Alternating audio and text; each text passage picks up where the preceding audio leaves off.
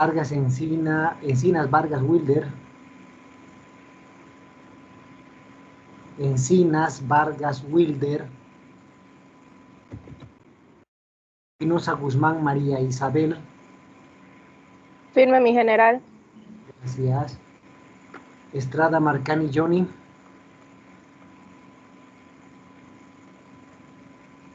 Estrada Marcani Johnny. Flores Medinaceli Percy Andrés. Firme, mi general. Gracias. García Ceballos Cristian Fernando. Firme, mi general. Gracias. Guardia Montero Carlos Paul. Guardia Montero Carlos Paul. Gutiérrez Justiniano José Lorgio. Firme, mi general. Gracias. Gutiérrez López Fabio Alejandro. Firme, mi general. Gracias. Guzmán Cuellar Adriana Alessandra. Gracias. Herrera Choque David. Firme, mi general. Gracias. Lira Cabrera Oscar Alexander. Firme, mi general. Gracias. Mansilla Garnica Elian Mario. Mansilla Garnica Elian Mario. Martínez Galarza Jocelyn Naomi. Firme, mi general. Gracias. Orellana Vargas Emily. Firme, mi general. Gracias. Paco Quispe Elian. Paco Quispe Elian. Villa Cruz Natalia. Firme, mi general. Gracias. Palaguerra Carrillo Jorge Ricardo. Firme, mi general. Gracias. Pérez Cruz Carlos Alejandro. Firme, mi general. Gracias. Ramos Salazar José Luis. Firme, mi general. Gracias. Rocha Pacaje Juliana. Firme, mi general. Gracias. Sandoval González Diana Lemi. Firme, mi general. Gracias. Suárez Mercado Clara. Suárez Mercado Clara. Talavera Camacho Leonardo. Talavera Camacho Leonardo. Tejerina Ruiz Fiorella Nicole. Firme, mi general. Gracias. Titichoca Colque Fabio César. Titichoca Colque Fabio César. Vázquez Saucedo María René. Firme, mi general. Gracias. Villagómez Paz Eduardo Fabián. Firme, mi general. Gracias. Zavala Muñoz Joel Jesús.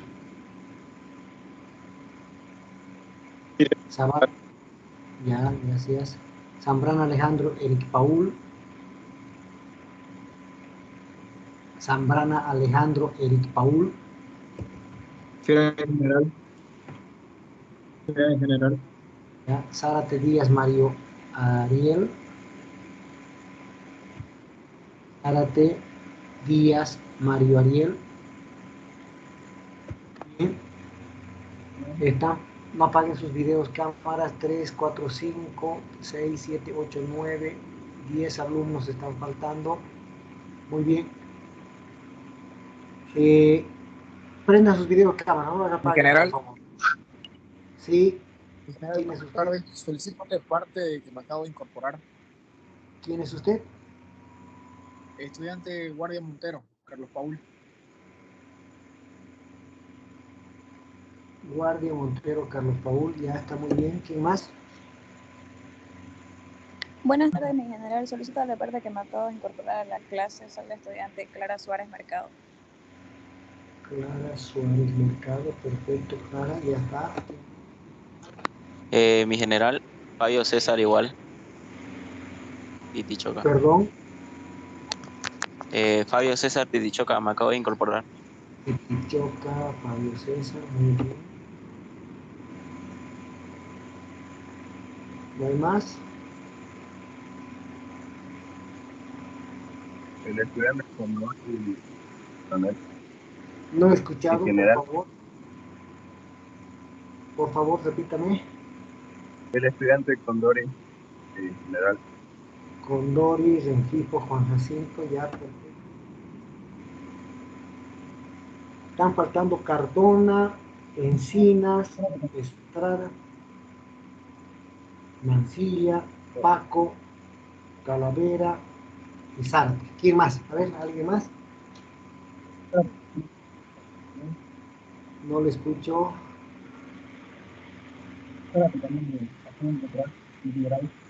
Perdón. Nuevamente. Mándeme un mensaje, por favor, al team. No le escucho. Estoy. Mario Ariel Zárate es mi general. Zárate. Ah, ya. Mario Ariel Zárate. Zárate. Perfecto, Zárate ya. ¿Quién más? Bien. 6 alumnos te faltan. Perfecto. Bien, prendan sus videocámaras. Mi general. Y... Sí, ¿quién más? Disculpe, mi general, hace rato he dicho firme Talavera Camacho Leonardo. No sé si me habrá escuchado. No te escuché, Talavera, estabas faltando, pero ya te corregí. Gracias. ¿Quién más? ¿Nadie más? Bueno, están faltando Cardona, Encinas, Estrada, Mancilla y Paco Quispe. Bien.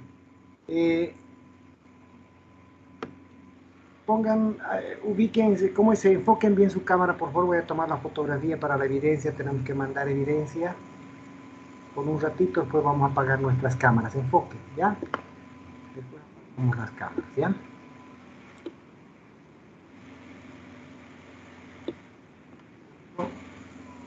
Sonrían, por favor, como si les gustase la clase, porque parece que no les gusta la clase, ¿no? Bien, buenas tardes a todos. De verdad que una vez más me siento complacido tener este contacto con ustedes, lo que me permite seguir incrementando sus conocimientos respecto a las materias que estamos abarcando, ¿no? Hemos concluido lo que es historia militar.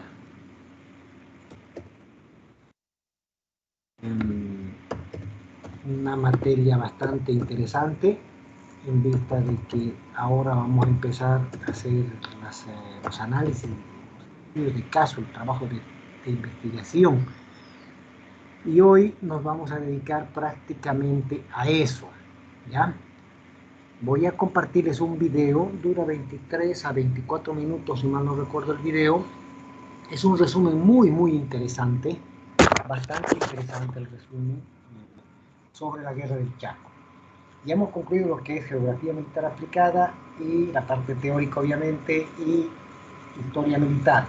Ahora vamos a dedicarnos todo este final del periodo para el segundo examen parcial, que va a ser del 25 al 29 de abril, tomen sus previsiones, a hacer análisis de estudios de caso. Vamos a analizar, vamos a ver parte de lo que es la historia y vamos a ver hechos, también videos de la geografía militar aplicada. Bien, me van a confirmar si están ustedes recibiendo con audio este video, ¿ya? Por favor. ¿Se escucha el audio? Por favor, he empezado a compartir un video que lo he parado nuevamente, pero avísenme si no se escucha, mi general. No se escucha. Ahora sí, díganme qué hago para que se escuche. Ahora sí, díganme qué hago para que se escuche. A ver, estamos viendo yo en internet, la grabación.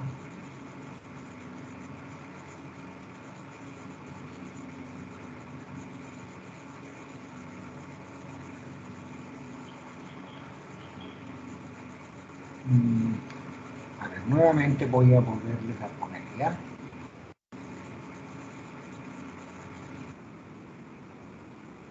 ¿Nada?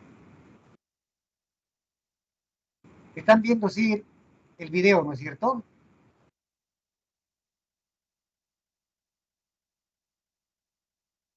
¿Ven el video? Sí, mi general. Pero no sale audio. No. Eso es ahora que quiero ver.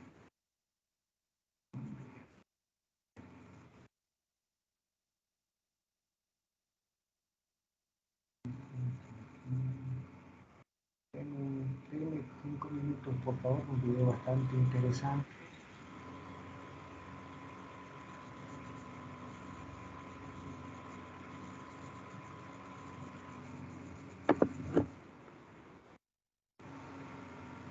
Voy a ver un tutorial, por favor, no sé.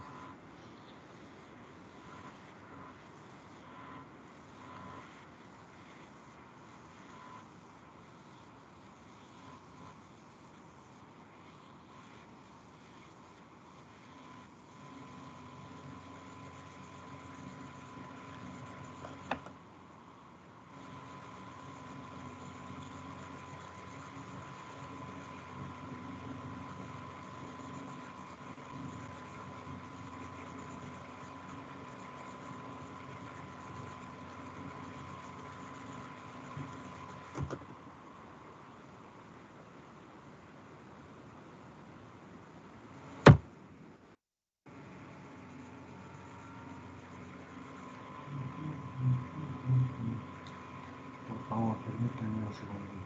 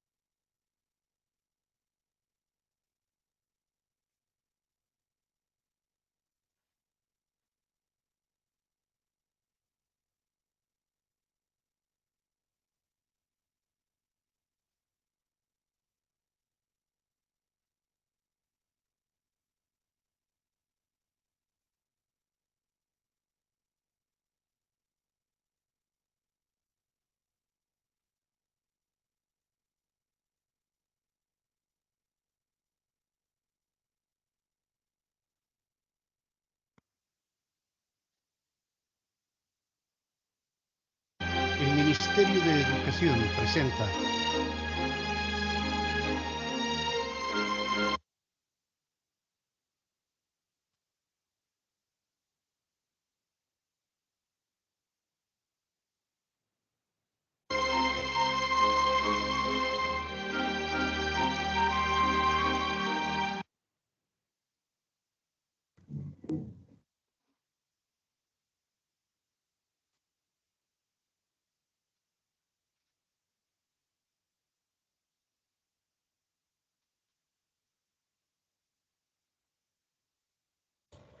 Mi general, su micrófono está silenciado, por si acaso.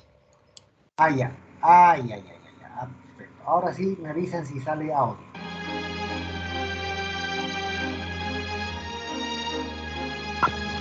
¿Sí? ¿Se escucha el audio? Sí, se escucha, Perfecto. general.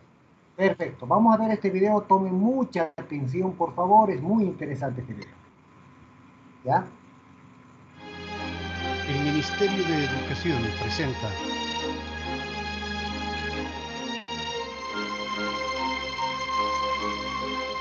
Tomen apuntes porque de aquí van a salir las preguntas, por favor.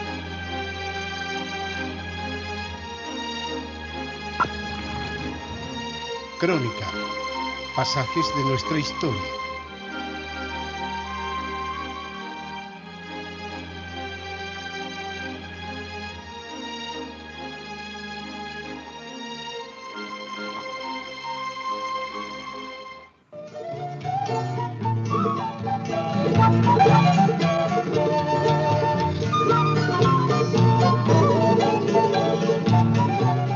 ...1932 fue un año dramático en la historia de Bolivia.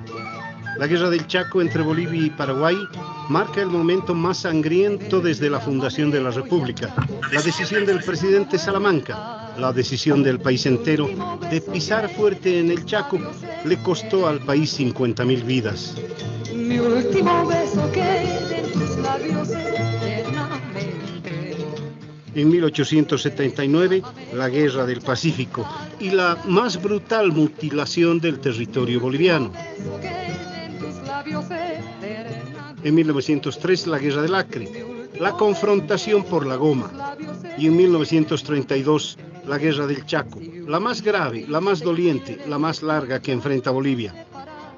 Mientras Bautista Saavedra celebraba con boato los 100 años de la República Boliviana en 1925, ¿cuál es el balance que podemos hacer de ese país que entonces encontraba sus puertas en los umbrales de la guerra?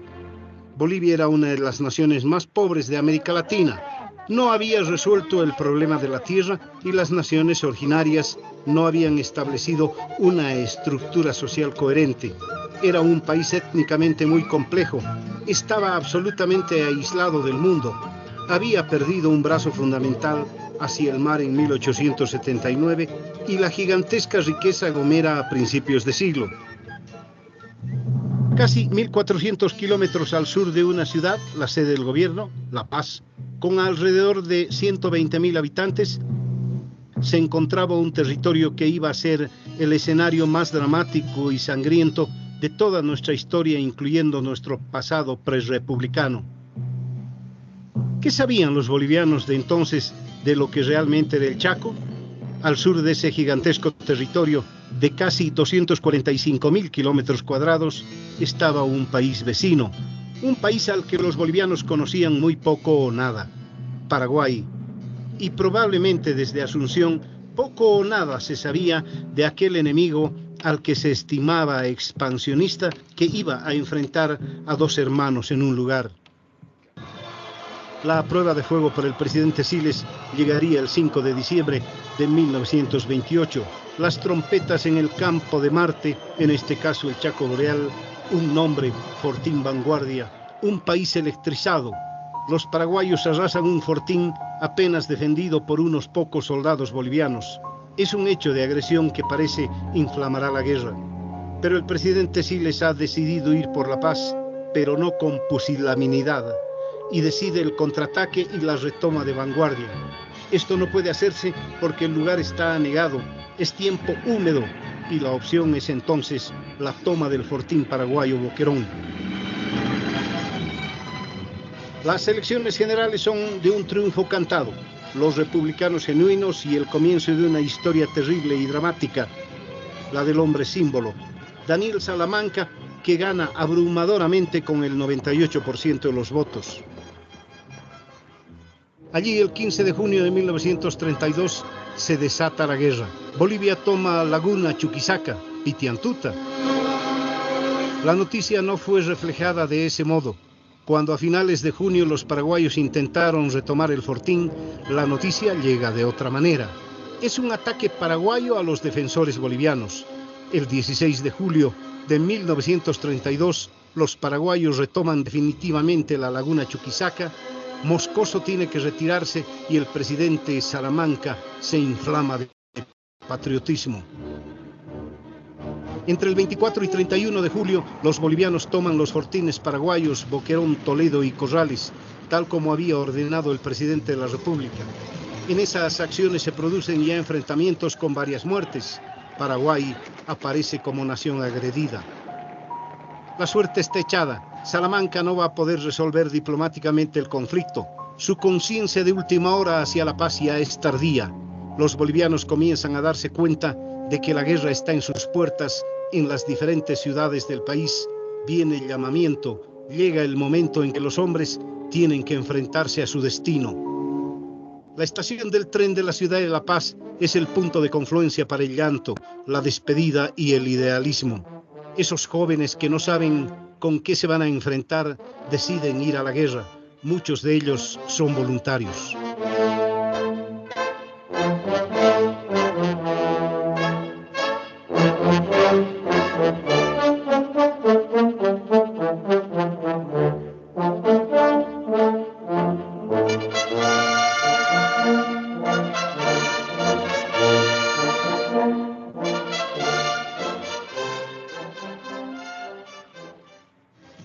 Para el Paraguay, la retoma de los fortines fue una cuestión de honor.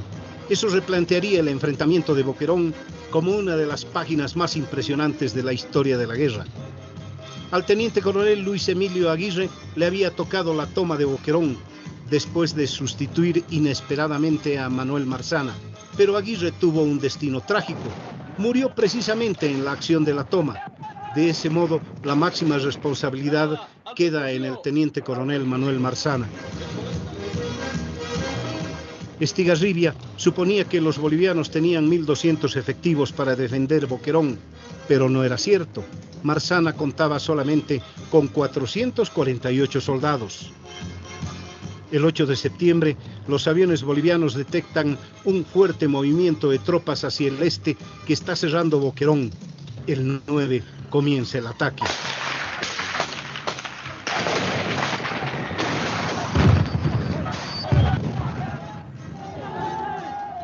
$5.000 paraguayos de las tres armas estaban listos para hacer trizas Boquerón.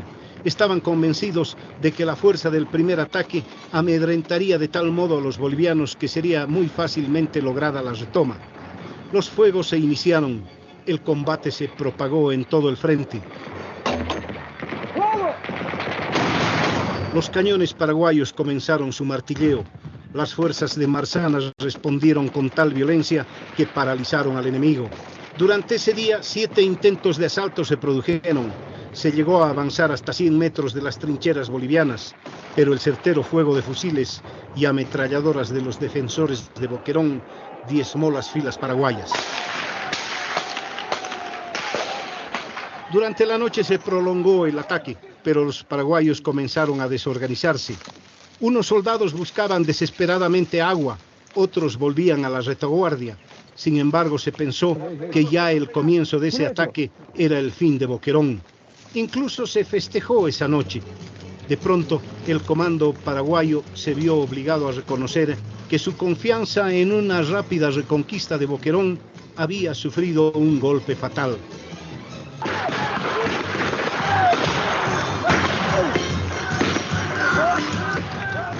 El comando boliviano decidió enviar a alguien que rompiera la línea paraguaya.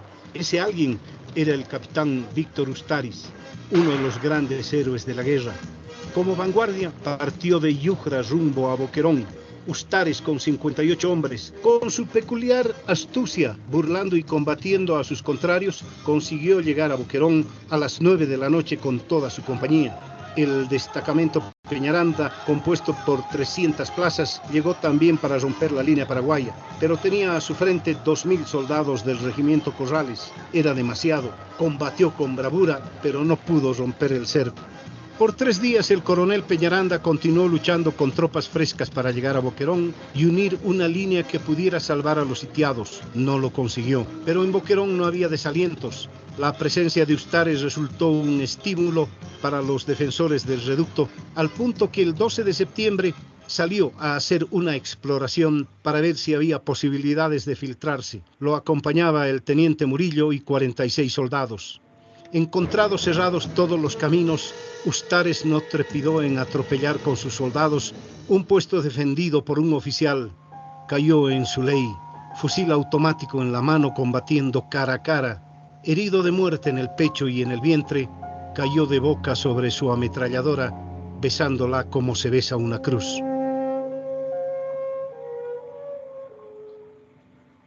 Entre el 15 y 20 de septiembre, cuando Estigarribia se dio cuenta que no podía tomar Boquerón, las tropas subieron de 5.000 hasta 11.000 hombres. Algunos estudiosos indican incluso que se llegó a 14.000 paraguayos cercando a las fuerzas de Boquerón. La situación en el fortín era cada vez más grave. Un diario de Buenos Aires publica: en Boquerón están escribiendo unos pocos soldados bolivianos la más bella página del heroísmo americano. Antes que rendirse, quieren la muerte. El 28 de septiembre, un día antes de la caída de Boquerón, Estigarribia ya está decidido al ataque final. Miles de paraguayos han muerto en el intento. Marzana se enfrenta a una realidad terrible, pero ha decidido no rendirse.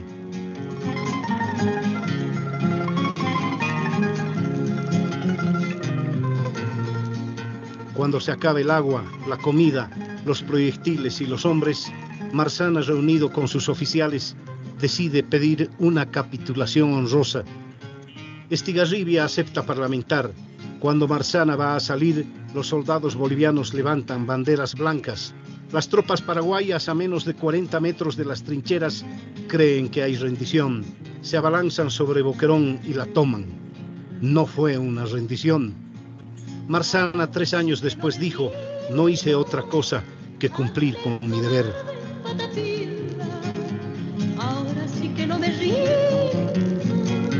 ante el cobarde Patapilca.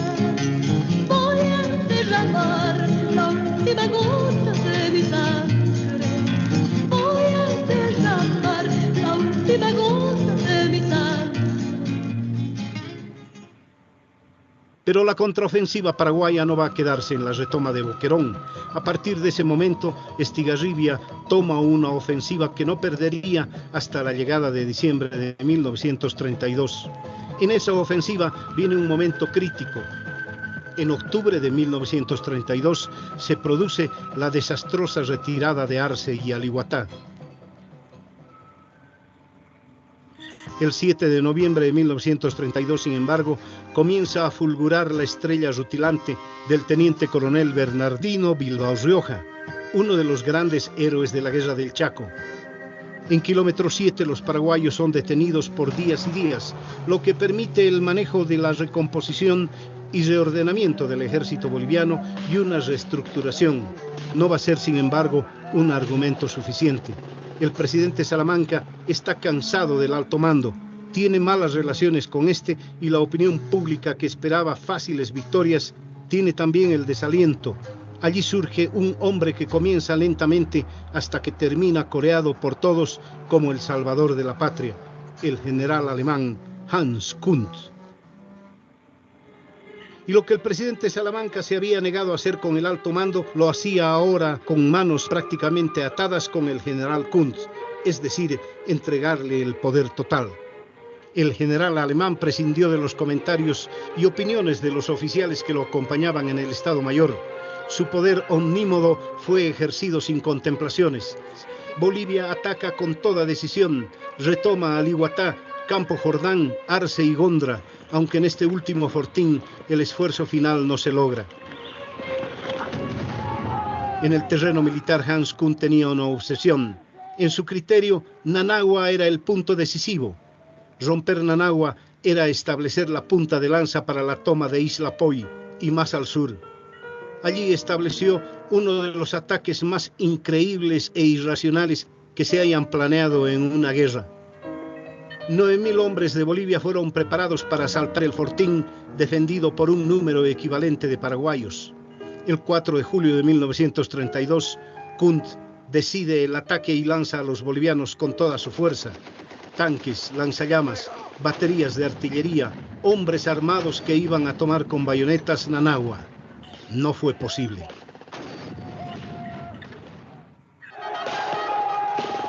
Entre el 4 y el 8 de julio de 1932, oleadas de soldados bolivianos se estrellaron infructuosamente, aunque con todo heroísmo, contra las trincheras paraguayas, defendidas también por heroicos soldados.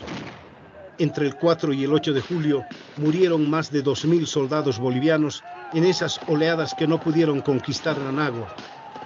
Fue un sacrificio absolutamente inútil. Ese fue el punto más al sur al que llegó en toda la guerra el ejército boliviano. A partir de ese punto, José Félix Estigarribia comienza a tomar la iniciativa. Esto se traduce el 15 de julio con la caída de Campo Grande, cerco y rendición de los bolivianos. Cae Aliguatá.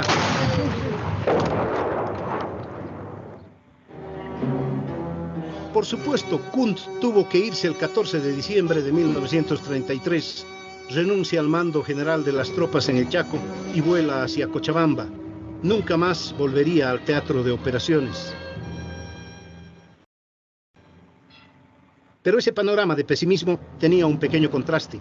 La superioridad aérea boliviana fue permanente desde el primer momento de la guerra. Nombres como el de Bilbao Rioja, Germán Jordán o por supuesto el máximo héroe de nuestra aviación, Rafael Pavón, demostraron una superioridad aérea incontrastable. Entre el 23 y 25 de mayo se da un gran triunfo. La batalla de Cañada Strongest, dirigida estratégicamente por Ángel Rodríguez desde Vallivián. La 9ª División Boliviana comienza usando las mismas armas de los paraguayos a hacer un cerco contra las compañías paraguayas.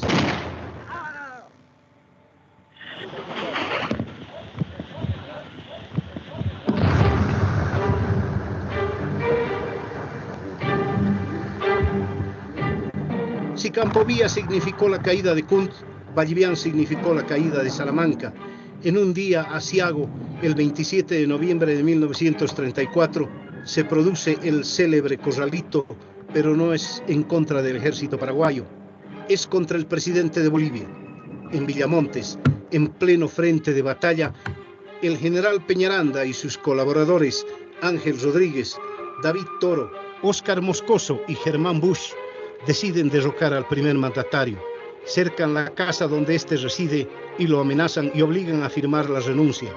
Es un momento amargo de Salamanca. Solo lo acompaña el general José Lanza, que cuando se dirige al avión que va a llevar al presidente fuera del centro de operaciones, dice: "Me avergüenzo de ser general de Bolivia".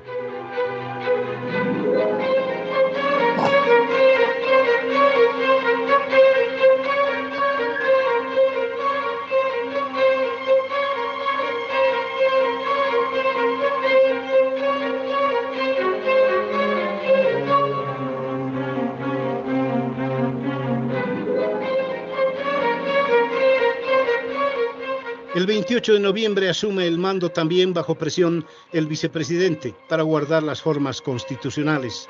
Es José Luis Tejada Sorzano. Mientras tanto, en ambos países las multitudes, primero enardecidas, que esperan a los prisioneros, luego azoradas y compadecidas, se encuentran en un lado con los bolis, en el otro con los pilas, que bajan famélicos y silenciosos por las calles en la sede del gobierno para lo que sería una larga prisión. Los prisioneros paraguayos establecen una relación distinta con un enemigo al que pocas veces se había visto en el costo de la guerra. Es el precio de un pueblo que se encuentra a otro en circunstancias trágicas. Llorarás cuando mañana ya de mí nadie se acuerde, porque del infierno verde solo Dios se acordará. En cambio, el 14 de enero de 1935, Estigarribia logra un anhelo histórico del Paraguay, la toma de una de las orillas del río Parapetí, bien adentro, en territorio boliviano. Bolivia se ve obligada a un último esfuerzo. Tejada Sorzano cambia de estrategia. Se termina el dar armas y el dar tropas como cuentagotas. Se hace un llamado general en todo el país. Movilización absoluta de los soldados bolivianos para levantar el tercer ejército. Villamontes es el lugar del encuentro decisivo. Bernardino Bilbao Rioja va a ser el hombre encargado de la defensa de Villamontes. la organización de la estrategia y el enfrentamiento a Estigarribia, el general paraguayo, está demasiado lejos de Asunción. Ya no combaten en el llano, están en los contrafuertes de la cordillera, en el propio Aguaragüe, en el corazón del departamento de Tarija. El 16 de febrero de 1935 comienza el ataque paraguayo, pero la carnicería fue inútil.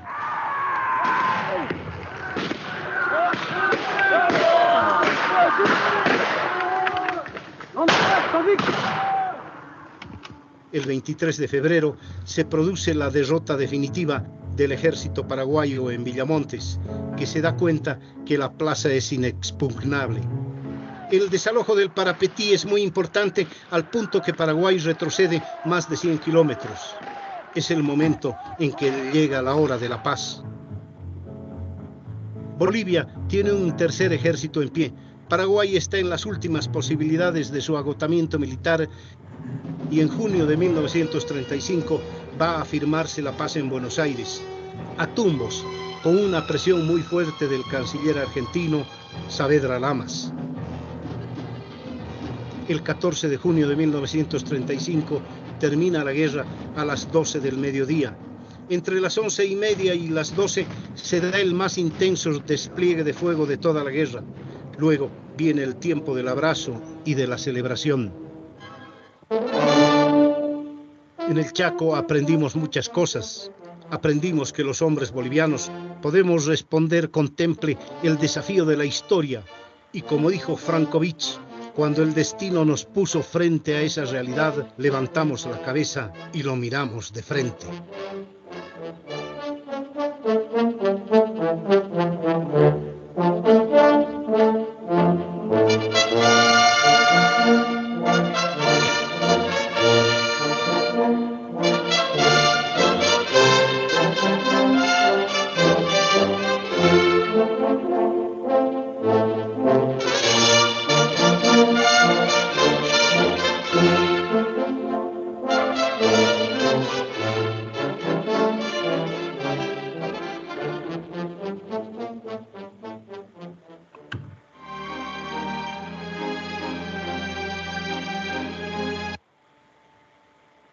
Bien, me imagino que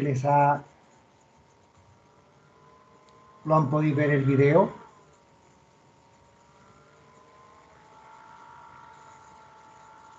Hola, ¿me están escuchando?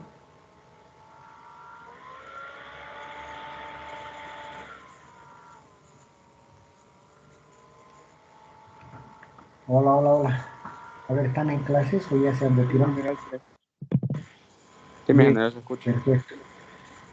Bueno, bastante interesante la situación en el sentido de que me imagino que a muchos de ustedes les ha parecido algo, que les digo, inédito, porque no han debido nunca ver un resumen. Es un resumen que lo va a hacer el expresidente Mesa Kisber, ¿no? No sé cómo se llama esta mesa, ¿no? Bueno, está hecha en base a datos reales y dignos en base a nuestra historia.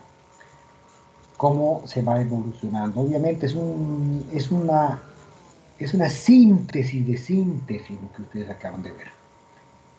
Hay muchos otros aspectos que hay que tomar en cuenta, muchísimos otros aspectos. Y estos son los aspectos que ustedes van a analizar por partes. Vamos a ir viendo primero la primera fase. Les voy a explicar un poco de la primera fase, ¿ya? 20 minutos de explicación de lo que ha sido la primera fase. La fase previa lo vamos a decir. Les explicaba yo desde un principio. Les voy a compartir una imagen, ¿ya? Les voy a compartir una imagen de cómo era el Chaco en esos tiempos, ¿ya? Estamos hablando desde la fecha en la que se empieza a luchar, a pelear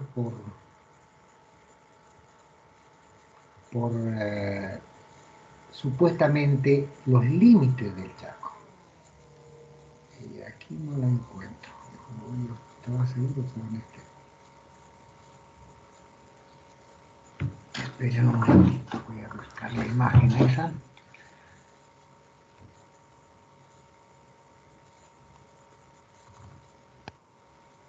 In this valley, this South American jungle, this green hell, a ghastly struggle is...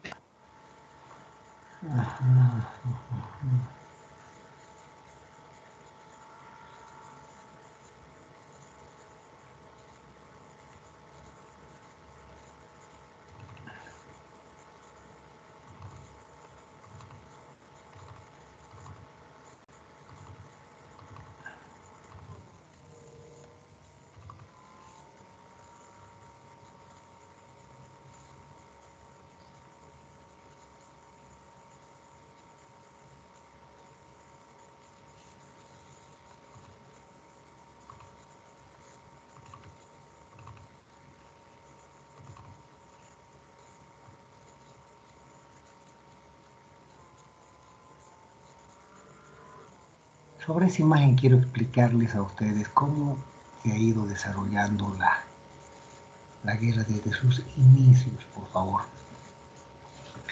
Ojalá la pille porque estaba organizando mis imágenes aquí en la computadora y en vez de organizar he desorganizado mis archivos. Ojalá pueda encontrarla.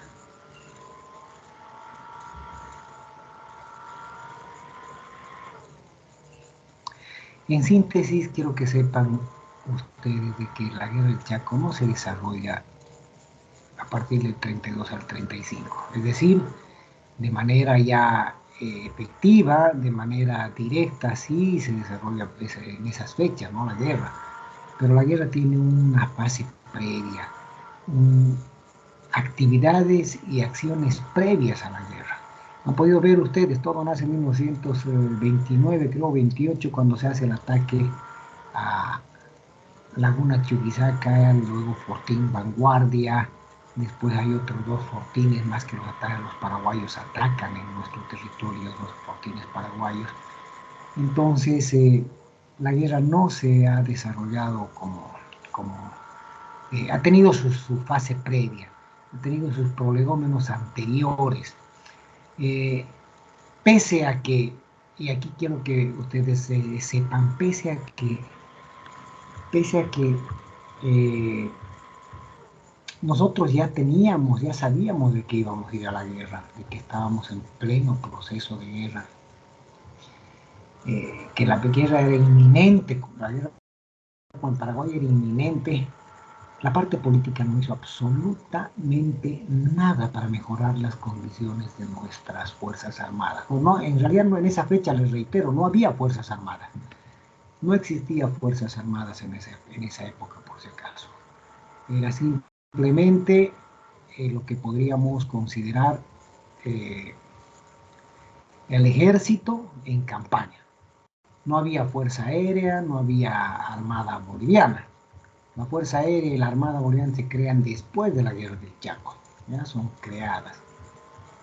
Bien, no encuentro esa diapositiva, pero sí, esa imagen que es muy ilustrativa, la hice yo la diagramé cuando era director de la Academia de Historia Militar aquí en Santa Cruz. Yo la dibujé, le coloqué las partes históricas a esa. Bien, yo les voy a mostrar posteriormente en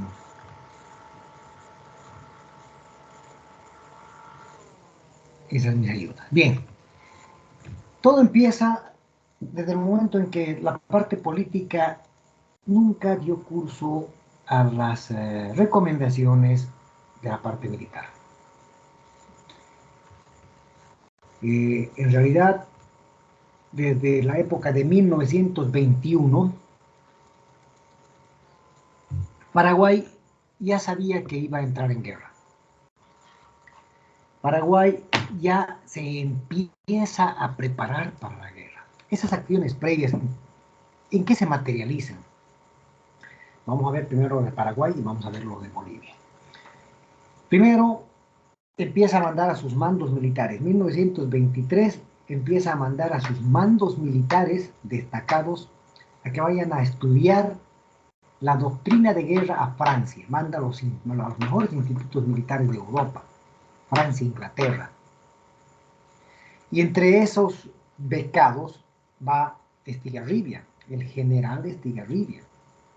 Él estudia en Francia la doctrina de la guerra. Era un estratega formado en Francia, Estigarribia. Cuando Estigarribia vuelve al Paraguay, estamos hablando primero, vamos a hablar de ese punto primero, vuelve al Paraguay y dice, como nosotros estamos entre entre una paz y una guerra que es más segura, tenemos que ir preparándonos, y se infiltra en el Chaco, disfrazado, mimetizado como si fuese un ganadero, un productor, etc. Y empieza a conocer el Chaco Estigarribia. En esas épocas el Chaco en realidad habían fortines creados por Bolivia y fortines creados por Paraguay. Y en esa infografía que yo he preparado les voy a mostrar la próxima clase. Y les voy a decir por dónde exactamente empieza la guerra. Hasta dónde nosotros teníamos los fortines fundados, creados. ¿Ya? El Chaco era una zona totalmente inexplorable. En el lado del río Pilcomayo, por si acaso, estaban los famosos tobas. Eran unos salvajes, unos indios que asesinaban y mataban a quien ingresa a su territorio, por si acaso. ¿Ya?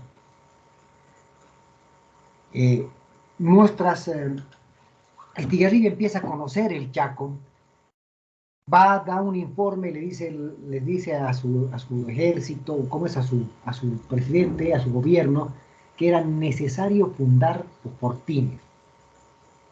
Y fundan fortines.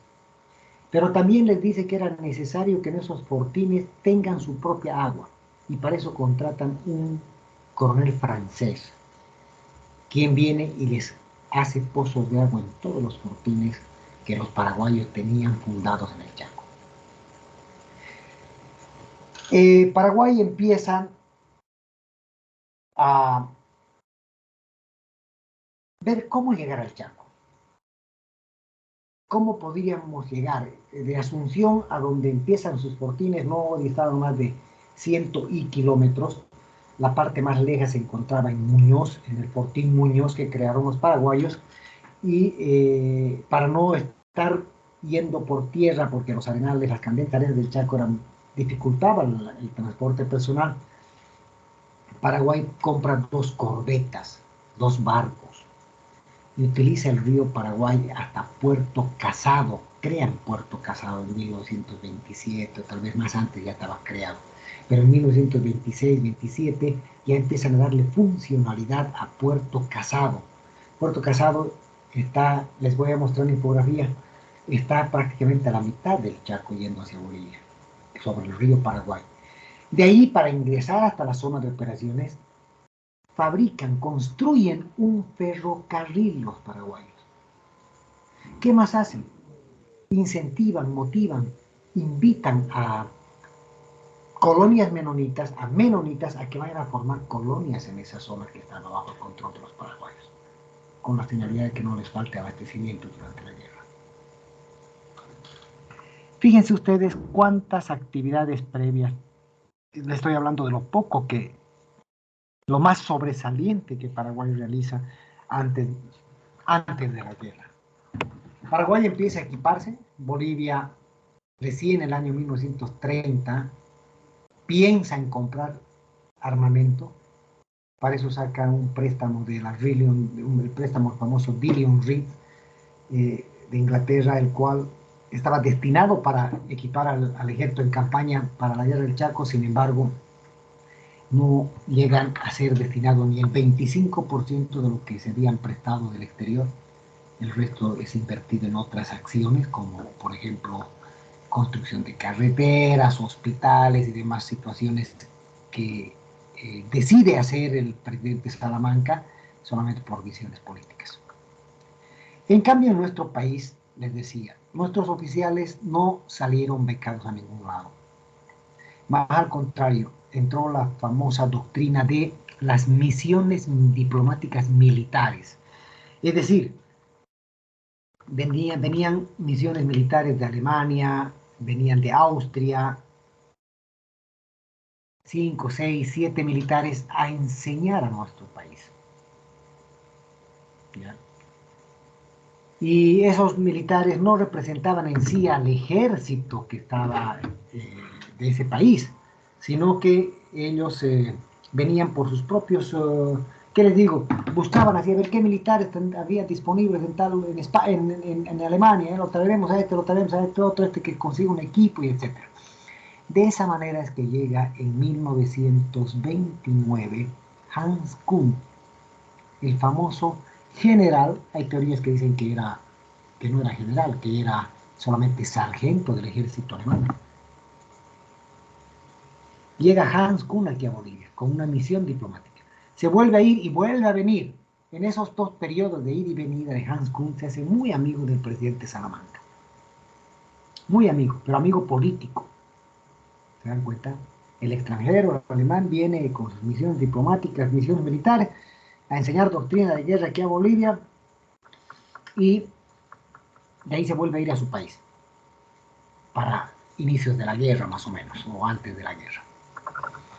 Bolivia no tenía líneas de comunicaciones, no se preocuparon en construir carreteras al Chaco. Un dato que yo quiero que ustedes tomen en cuenta y sepan es de que para que se desplacen, no deben ver ustedes el tren. Ese era el medio más utilizado, el que más se utilizó durante la guerra del Chaco para transportar a nuestro personal hacia el Chaco. Zona totalmente desconocida para los bolivianos. Ya, muy pocos oficiales militares conocían esa zona, como ser Charatustaris, como ser Bernardino Bilbao Rioja, como ser Marzana, Manuel Marzana, Charat, como es muy pocos militares. Se embarcaban en tren desde La Paz, desde Cochabamba, Oruro, Potosí, y ese tren iba bajaba hasta Tupiza en tren. Llegaban a Tupiza los soldados y tenían que caminar hasta Tarija, alrededor de casi 300 y tantos kilómetros. No teníamos muchos vehículos de transporte, porque cuando a Salamanca se les dijo que tenían que comprar camiones, les reclamó el Estado Mayor del Ejército en campaña, les dijo, necesitamos vehículos de transporte. Salamanca dijo, quería se compró 8 camiones. Con 8 camiones pensaba enfrentar la guerra. Salamanca, el presidente Salamanca. Las relaciones después vamos a hablar de las diferencias, pero sin embargo, con 8 camiones, los soldados tienen que caminar hasta Tarija. De Tarija desplazarse hasta Villamonte en 200 kilómetros a pie. Los que podían en esos 8 camiones, los camiones que habían disponibles, se desplazaban. El resto era talón, planta, punta. Y de Villamonte 220 kilómetros hasta donde estaban nuestras fortines, y empezó la guerra, igual por pleno Chaco, los soldados a pie. Imagínense esa travesía que realizaron nuestros soldados para llegar a la guerra del Chaco, para llegar al Chaco, para llegar a las candentes avenidas del Chaco y combatir por nosotros, por su patria. Eso no está escrito en libros. Son muy pocos los autores que hacen notar esa deficiencia. No había carreteras, no había caminos. Nadie conocía qué fortines teníamos, cuáles eran nuestros, dónde estaba Bolivia, hasta dónde era Bolivia, hasta dónde era Paraguay. Porque nunca les interesó a nuestro país, a los políticos de nuestro país, fomentar la doctrina de fronteras, la población de las fronteras. Al ejército mandaba destacamentos del ejército a que vayan a crear fortines entre 10, 15 soldados con un instructor, 2 instructores, y los abandonaba. Por eso que muchos destacamentos que fueron a crear un fortín lo tuvieron que abandonar y volverse porque no recibían víveres, no tenían cómo subsistir, no había agua, etc. Ha habido muchas diferencias muchísimas diferencias en cuanto a la organización que tenía o a las acciones previas que realiza Paraguay antes de la guerra con las acciones previas que realiza Bolivia.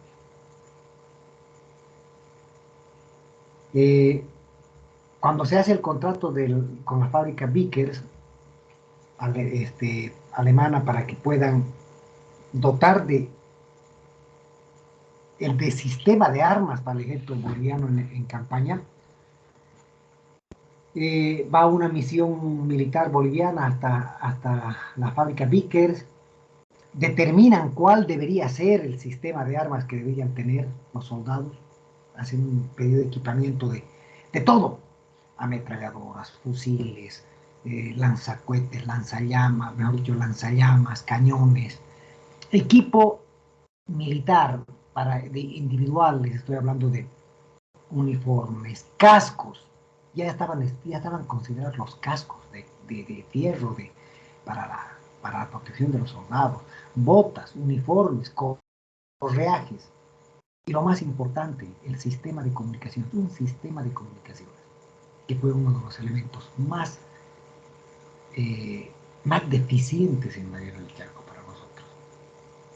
Va a esa misión, hace el contrato, la fábrica Vickers empieza a fabricar ese pedido, no te fabrican de la noche a la mañana. Después vuelve a ir la misión, ya ¿por qué? Porque el presidente Salamanca observa que era mucha la plata que iban a gastar, que no necesitaban equipar 60.000 soldados, que necesitaban equipar menos.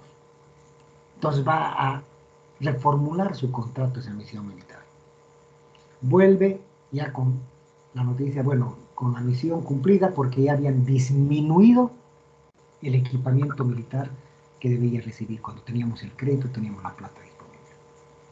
Pese a eso, ya para iniciar la guerra, y Salamanca, que no se llevaba nada bien con el Estado Mayor del Ejército, ¿ya? No se llevaba absolutamente nada bien con los militares, y decide nombrarlo mediante un memorándum a Hans Kuhn, que era su amigo y que ya estaba viviendo en Bavaria, Alemania.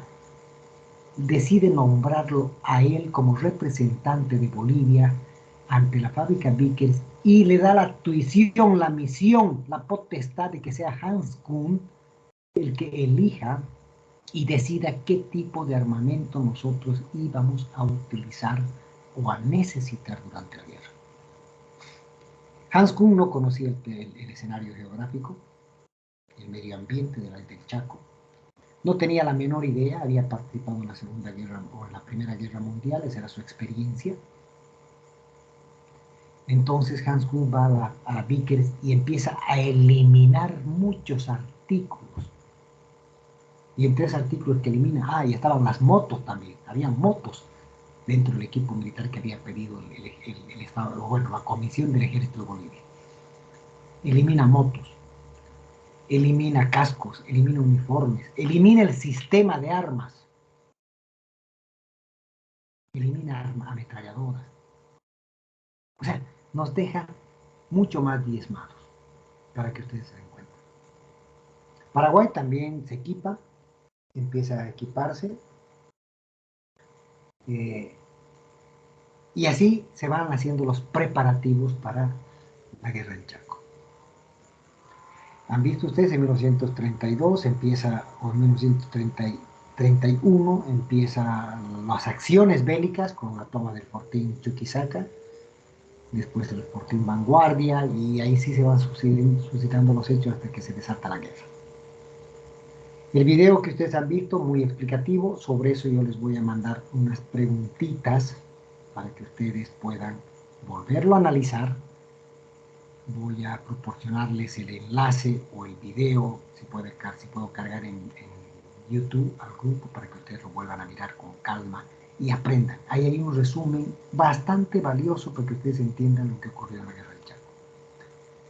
Esos aspectos vamos a hablar de la fase previa, y ya en la próxima clase vamos a hablar de la primera fase, cómo se inicia la guerra y los aspectos fundamentales más sobresalientes que dan lugar a la primera fase de la guerra del Chaco.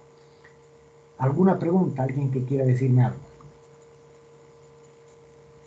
Bien, Estoy bajando la lista de asistencia para ver quiénes han estado presentes acá hasta ahora, hasta este momento. El encargado de curso debe hacer lo mismo y debe mandármela al chat, por favor, ¿ya? Si no tienen nada más ni nadie más que algo que decirme, están en la potestad de abandonar la clase. Nos veríamos la próxima semana en el mismo horario. ¿Alguna pregunta, alguna duda?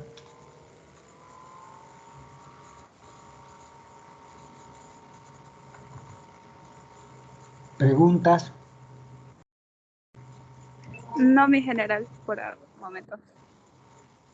Gracias, María René, la única que está Apuntes que atenta. tomemos solo es para nosotros, no vamos a subir a ningún lado. Perdón, no le he escuchado, Fabio Alejandro. Los apuntes que dijo que tomemos es solo para nosotros, para nuestro estudio, ¿correcto? No vamos a subir a otro lado, es para editarlo. No. Vayan, les he pedido que tomen apuntes porque yo les voy a mandar una tareita con preguntas específicas a ese video y a lo que hemos hablado en esta clase. Y ustedes ya me van a poder escribir y poner en su trabajo práctico lo que dar respuesta a las preguntas que yo les voy a hacer. ¿Está bien? Muchas gracias, mi general. Muy bien, perfecto. Bien, señores, estoy descargando la lista de asistencia para ver quiénes están presentes. Bien. Asistencia 14 de abril 22. No tengo nada más. Libres estos 20 minutos que quedan de clases. Que tengan buenas tardes y hasta la próxima semana. Hasta luego, mi Hasta luego, mi general. general. Chao, Hasta luego, mi gracias. general, gracias. Chao, María René.